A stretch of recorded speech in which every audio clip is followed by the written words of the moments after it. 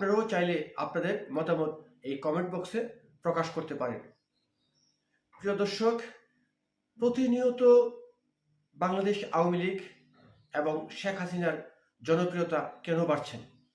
সাধারণ মানুষের কথা থেকে উঠে এসেছে ওই সমস্ত কথাগুলো।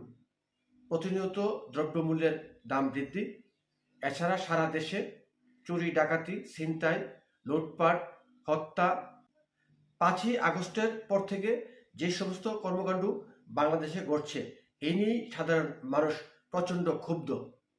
এবং সাধারণ মানুষের দাবি যে আওয়ামী লীগ সরকার আমলেই এই দেশের মানুষ নিরাপদে ছিল, ভালো ছিল, তারা ডাল ভাত খেয়ে ভালো থাকতে পেরেছে। এখন তাদের সেই রোজগার নেই, এখন তাদের প্রতিদিন যেই ইনকাম, সেই ইনকাম দিয়ে তারা তাদের সংসার চালাতে পারছে না।